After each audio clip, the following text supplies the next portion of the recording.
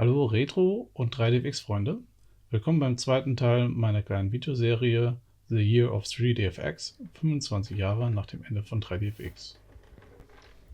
Dieses Mal geht es um ein Voodoo 2-System. Das ist ein alter PC meines Vaters. Ich habe damals schon mal eine Voodoo 4 reingebaut und die habe ich aber in ein anderes System gesteckt. Video folgt. Bevor es jetzt gleich losgeht, noch ein kleiner Auszug aus einem 3DFX Mitarbeiterinterview. Ich habe leider kein genaues Datum gefunden, aber ich würde sagen, es ist kurz vor dem Release von der Voodoo 2. 6 to 9 months ahead of anybody technologically.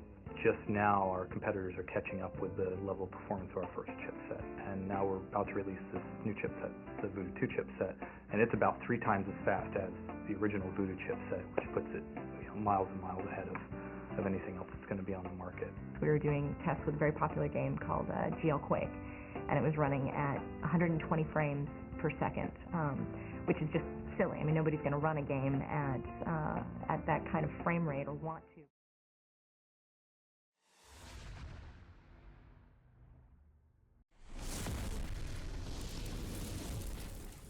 Die Basis ist ein Komplett-PC der Firma Compaq, Produktion 2001, 2002. Ich habe erstmal alles nochmal festgehalten, was vorher drin war. Es sind 3 RAM-Riegel zu je 256 MB. Die Voodoo 4 ist rausgeflogen, die hat ein bisschen mehr Power gekriegt. Und ich hatte beim Zerlegen ein bisschen Probleme mit ein paar Schrauben, mit denen ich nicht gerechnet hatte. Das sind irgendwelche Torx-Schrauben, keine Ahnung, was sie sich dabei gedacht haben. Ich habe sie aber alle rausgekriegt und habe dann jetzt hier angefangen, alles nochmal sauber zu machen. Die 9200 SE ist eingebaut, unten ist noch eine USB-Karte, die habe ich aber rausgebaut wieder. Als Soundkarte habe ich hier eine klassische Creative ES 1973, also die einfache Variante. Hier nochmal jetzt dann die Übersicht aus dem BIOS. Als allererstes habe ich dann nochmal einen RAM-Test gemacht. Das ist immer ganz wichtig. Ich habe irgendwie das Gefühl, die meisten Defekte gehen bei mir von RAM-Riegeln raus. Kommen wir zum eigentlichen Highlight dieses Videos und wahrscheinlich auch der Grund, warum du jetzt gerade mit zuschaust.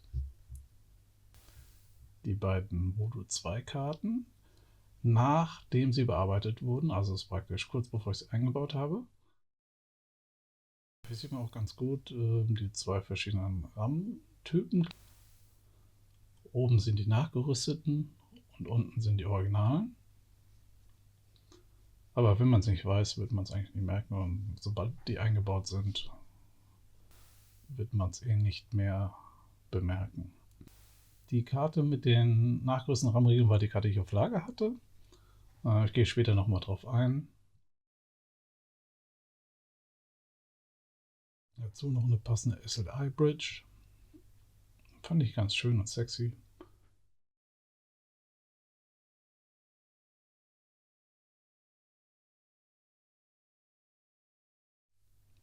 Ich habe die Karte bei eBay Kleinanzeigen gekauft. Als das Geschäft praktisch schon abgeschlossen war, habe ich ihn so nachträglich noch gefragt, ob er vielleicht noch ein paar Netzwerkkarten auf Lager hat. Sagt er so, jo. Ich so, okay, nehme ich gerne nochmal zwei mit. Dann hat er gesagt, nee, passt nur eine mit rein. Ich so, okay. Dann reicht mir auch die eine. Tja, blöderweise hat er die Netzwerkkarte in die Schachtel von der Voodoo 2 einfach reingepresst und demnach Voodoo 2 kaputt, Netzwerkkarte kaputt. Die beiden Karten, nachdem ich den Widerstand gelötet habe. Zur Nachlesung habe ich bei eBay ein Päckchen RAM-Riegel bestellt. Es gibt diverse Anleitungen und Boardlayout zum Netz. Und ich habe gedacht, ist kein Problem, schafft man. Ja. Wie man sieht, habe ich eine spezielle Lupe in mich. Und als ich da angefangen habe und mir das entgegenkam, habe ich schnell aufgehört. Für maximale Bildqualität haben wir ein Loop-Kabel selber gebaut.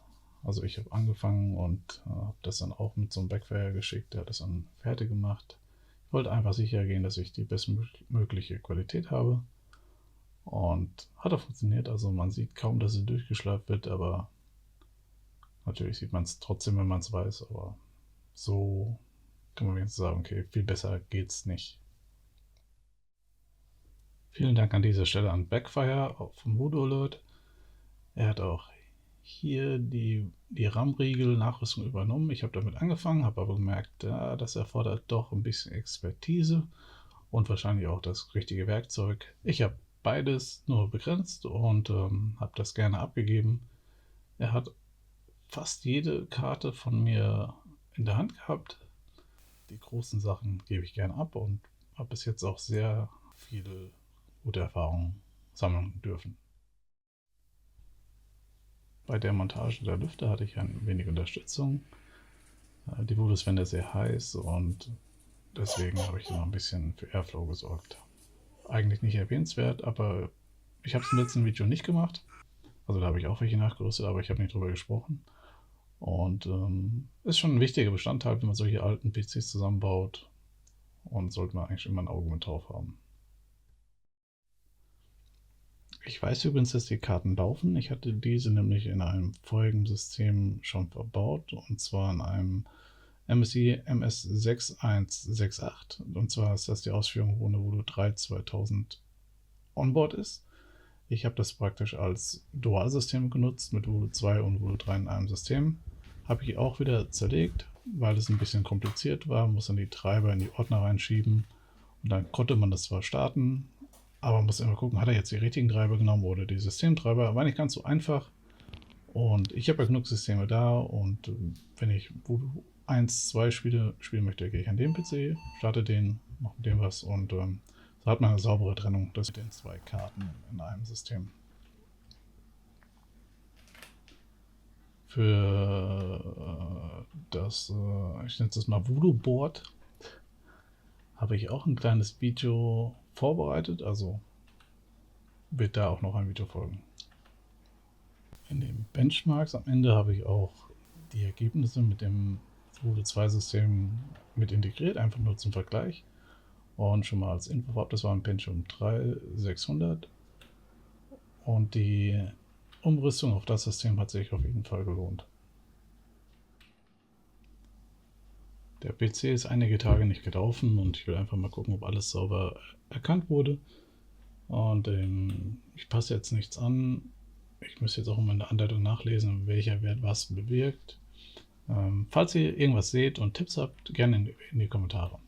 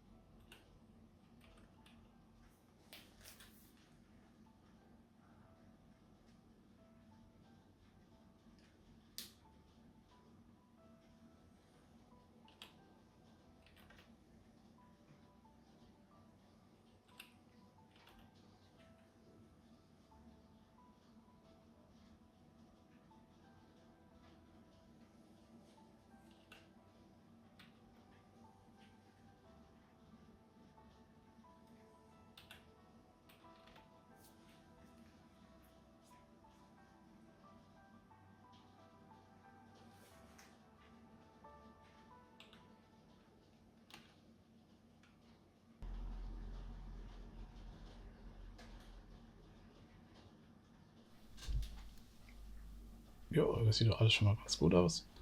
Die Treiber waren schon installiert. Ich habe die Karten vorher einzeln schon mal getestet gehabt auf dem System. Und deswegen keine Aufforderung zur Treiberinstallation.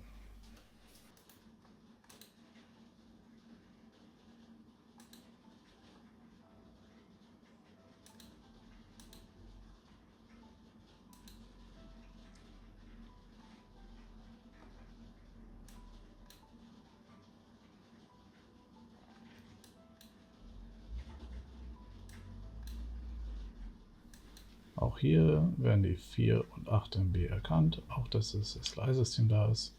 Alles super. Ich sag's gleich, beim 3D Mark 2001 hatte ich mit der Voodoo 2 ein paar Probleme, habe ein paar Treiber ausprobiert. Alles andere lief einwandfrei durch und wer springen möchte, kann direkt zu den Ergebnissen springen.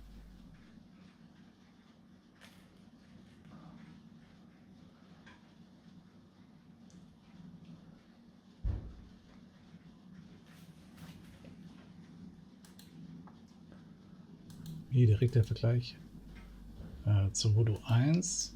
Die hatte nur 640 x 480 als maximale Auflösung. Also ist das schon mal ein Fortschritt. Weil man sagen muss, die 1024 gehen auch nur, weil es ein SLI-System ist. Wäre eine einzelne Voodoo 2 nur verbaut, dann hätte man auch nur 800 x 600. So, dann bin ich jetzt mal eine Zeit lang ruhig und starte die Benchmark-Session.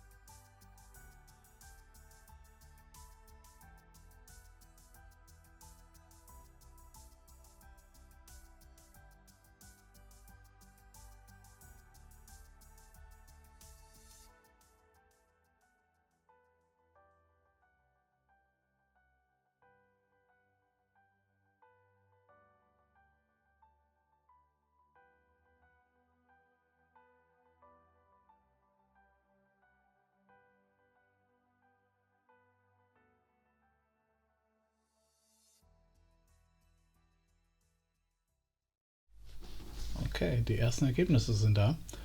Die CPU 3D-Marks versuche ich eigentlich immer zu ignorieren und rauszurechnen, wenn möglich. Mir geht es rein um die 3D-Leistung. Ja, also hier sieht man schon auf den ersten Blick, dass die Voodoo 2 im SLI-System ziemlich gute Ergebnisse abgeliefert hat. Also der Mitarbeiter am Anfang des Videos hat ja gesagt, dreifache Performance als eine Voodoo 1. Ich meine, hier muss man gucken.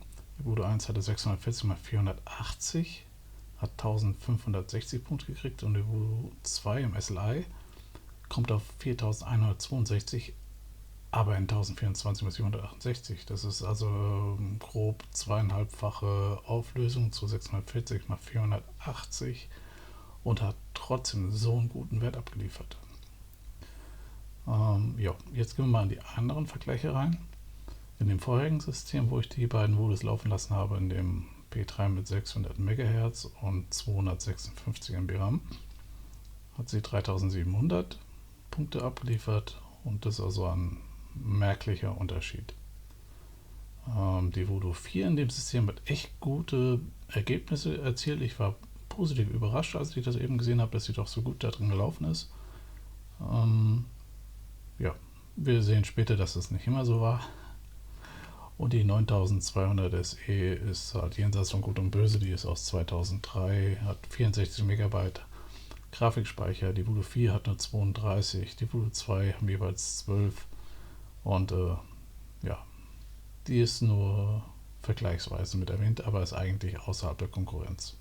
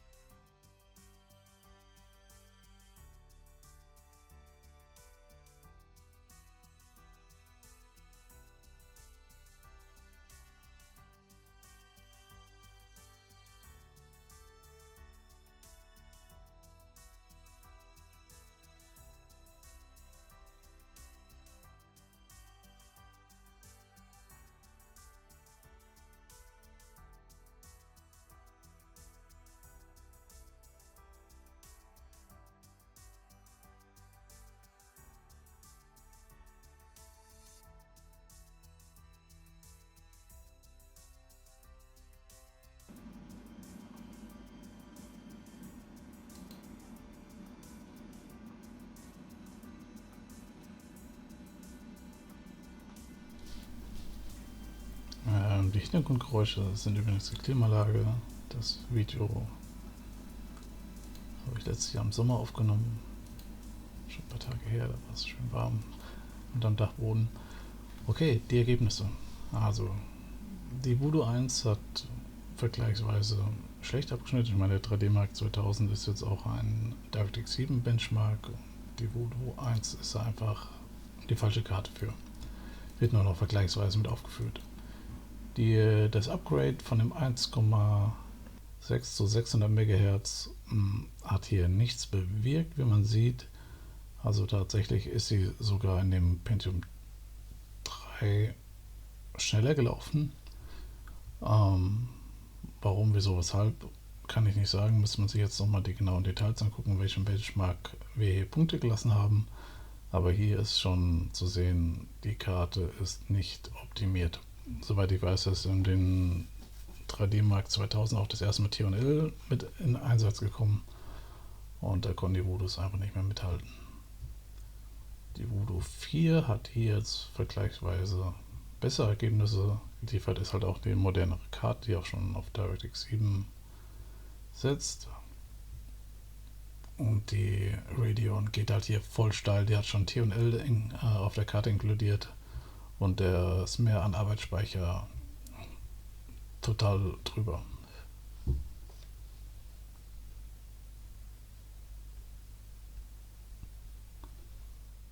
Und die Radeon geht halt hier voll steil, die hat schon T&L auf der Karte inkludiert und der ist mehr an Arbeitsspeicher total drüber.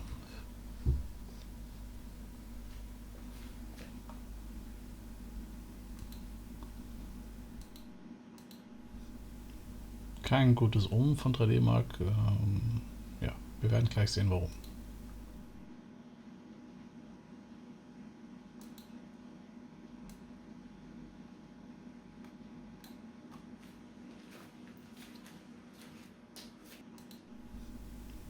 Kein gutes Omen von 3D Mark. Ja, wir werden gleich sehen, warum.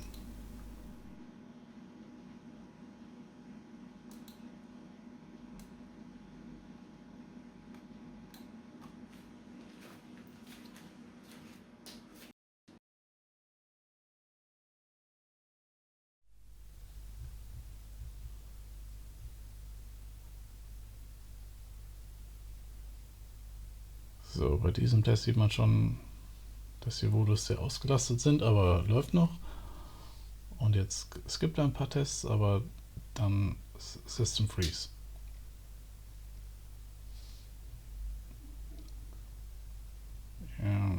Ja, ich bin dann mal davon ausgegangen, dass vielleicht ein Temperaturproblem war oder ein RAM irgendwas Problem war und habe einfach den exakten Bench nochmal gestartet. Das war aber auch nicht zielführend. Wieder Neustart. Dann ist ja meistens dann oft eine Treibersache, also habe ich mal einen anderen Treiber installiert.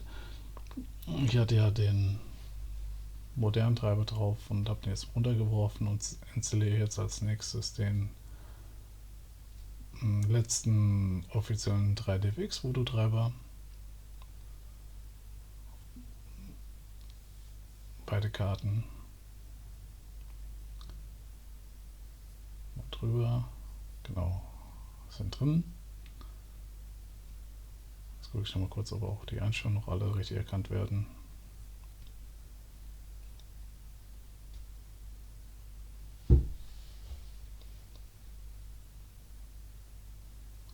Sieht gut aus und neuer Versuch. Jetzt gucke ich noch mal kurz, ob auch die Einstellungen noch alle richtig erkannt werden.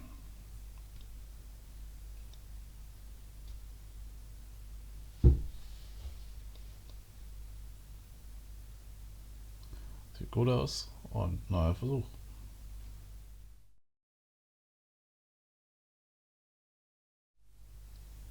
Hat natürlich auch nicht geklappt. Also schmeiße ich wieder die Treiber runter und habe wieder die modernen Treiber installiert und passe jetzt die 3D Mark Einstellungen an. Habe es ein paar Mal versucht und am Ende hat nur das Deaktivieren von diesen Funktionen, von diesen Tests zum Ziel geführt, dass ich einen sauberen Benchmark-Durchlauf hatte. Ist zwar schade, ich hätte gerne einen kompletten Durchlauf gesehen, aber ja, wie man hier sieht, es ist halt auch keine Benchmark für die Voodoo 2 mehr. Einen sauberen Benchmark-Durchlauf hatte. Ist zwar schade, ich hätte gerne einen kompletten Durchlauf gesehen, aber ja, wie man hier sieht, es ist halt auch keine Benchmark für die Voodoo 2 mehr.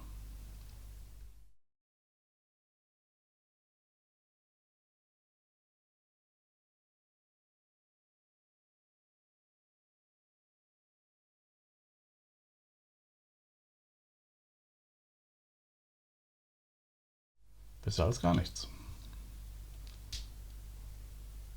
So, lassen wir jetzt auch mal die 9200 SE laufen.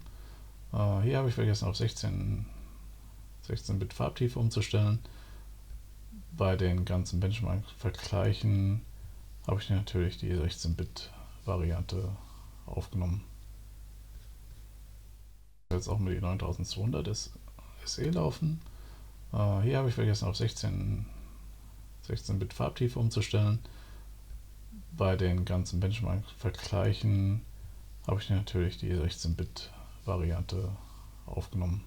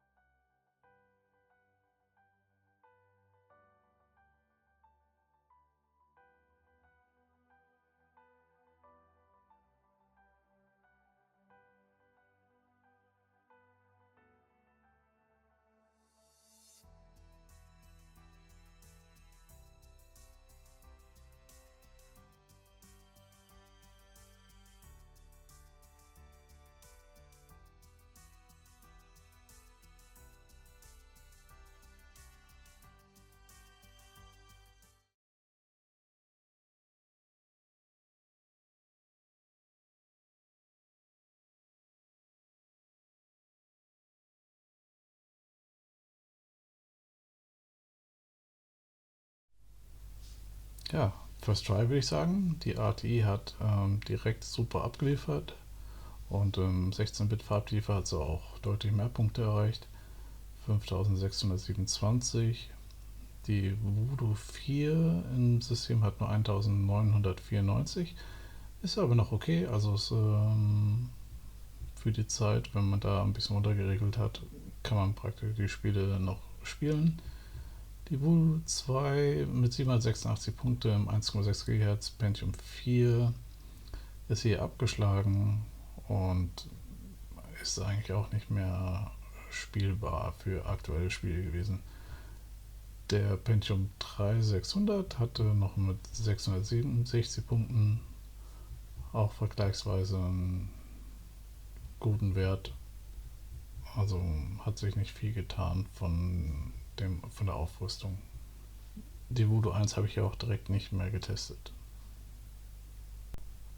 Unreal Tournament 99. Wir springen direkt zu den Ergebnissen.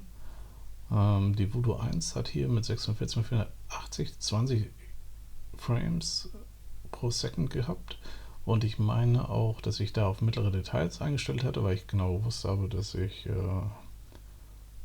wenn ich High stehen lasse, dass die Ergebnisse unterirdisch sein werden. Und ich wollte da einfach gucken, ob das spielbar ist bei 640x480. Die Voodoo 2 im SLI in dem 600er B3 hat dann direkt doppelt so gute Werte abgeliefert, allerdings bei 1024, also wirklich ein sehr gutes Ergebnis. Vergleichsweise habe ich glücklicherweise im Pentium 3 nochmal eine einzelne Grafikkarte von der Voodoo 2 laufen lassen mit 12 MB auf 800x600 und die hatte 52,66 Frames per Second, also mehr als doppelt so viele Punkte als die Voodoo 1 bei einer 2,5 größeren Auflösung. Ein sehr gutes Ergebnis, kann man so stehen lassen. Die 9200 SE ist hier das erste Mal tatsächlich abgeschlagen. Ich freue mich ein bisschen, wenn ich das gerade lese und vorlese. Mit 58 Frames wird geschlagen von der Voodoo 2 im SLI-System. Ganz knapp, aber es ist geschehen. Und die Voodoo 4 hat tatsächlich die meisten Frames per Second in meinem kleinen Benchmark. Ich habe die Standardeinstellung gewählt mit Sound, Welt, Texturdetails alle auf High, soweit es möglich ist. Nur bei der Voodoo 1 habe ich sie auf Mittel gestellt und Farbtiefe natürlich 16-Bit, Voodoo freundlich. Aber gutes Ergebnis für die Voodoos. Für alle. So, weiter mit Quake 2. Hier hat die Voodoo 1 mit 30,1 Frames ganz gut abgeschnitten. Die Voodoo 4 hat in den Arsch getreten bekommen von Voodoo 2 sowie auch von der 9200 SE. Warum, kann ich jetzt nicht mehr sagen. Also theoretisch, also ich mache immer die gleichen Einstellungen. High, Sound High. 16-Bit Farbtiefe. Ja, also ich kann es mir selber nicht erklären. Vielleicht lasse ich das nochmal laufen. Aber ich habe noch ein Video geplant von der Voodoo 4 im AMD. Nee, doch. Genau, mit 2,5 GHz AMD Athlon XP.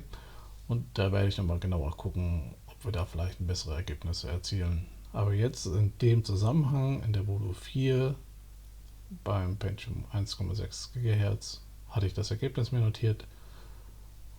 Punkt. Voodoo 2 im SLI-System 70,2 Frames ist grandios, also absolut maximal gut spielbar. Und die 9200 SE Testsieger, ja, mit 100 Frames per Second außerhalb der Reichweite.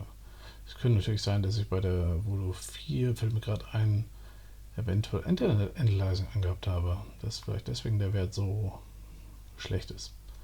Ja, man sagt ja immer so, Zweifach-Analyzing könnte den Wert halbieren von den Frames, aber lässt sich jetzt nicht mehr nachstellen. Ich muss es einfach so stehen lassen und werde im weiteren Videos drauf eingehen. Quake 3 ohne WickedGL Treiber, ganz klassisch. Natürlich könnte man hier noch Frames rausholen, aber ich wollte jetzt nicht irgendwas für Mission, Tune, Optimizen, sondern es ist einfach Standardeinstellung, High, 16-Bit und los geht's. 3 ohne WickedGL Treiber, ganz klassisch. Natürlich könnte man hier noch Frames rausholen, aber ich wollte jetzt nicht irgendwas für Mission, Tune, Optimizen, sondern es ist einfach Standardeinstellung, High, 16-Bit und los geht's.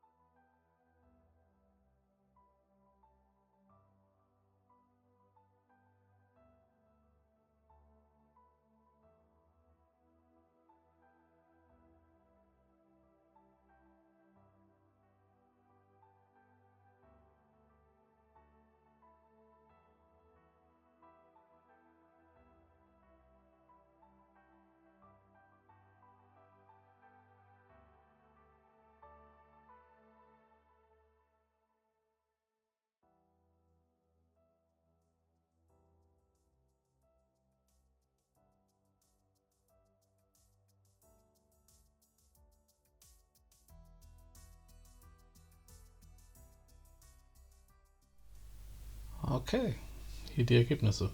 Also ich habe zwischendurch mal gedacht, boah, das ist echt wenig, wollte die Frames anzeigen lassen. Es war zu spät, aber ich denke mal, die Ergebnisse sind relativ eindeutig.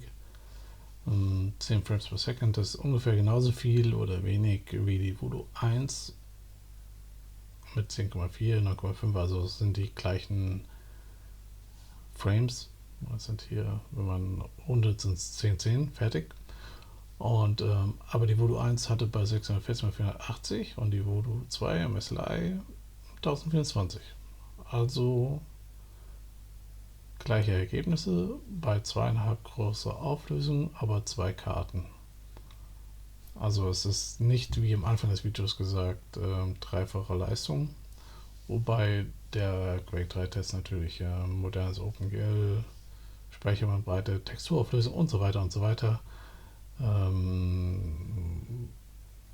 jenseits der Zeit von der Voodoo 1 ist. Also, aber trotzdem, die Voodoo 2 hat relativ schlechte Ergebnisse abgeliefert in dem Zusammenhang mit 9,5 Frames. Da hätte ich jetzt mehr erwartet. Ja, wahrscheinlich liegt es einfach an der Architektur. Die Voodoo 4 hat 32 MB und läuft mit 166 MHz. Ja, ist wahrscheinlich einfach eine modernere Karte für ein moderneres System und hat mit 65,3 Frames per Second in dem Benchmark auch sehr gute Werte abgeliefert. Die Radeon hat nur 7 Frames mehr, also ist fast Gleichstand. Und leider habe ich es versäumt, die Voodoo in dem Pentium 3 600 zu testen. Aber allem in allem sehr gute Ergebnisse für die Voodoos wieder.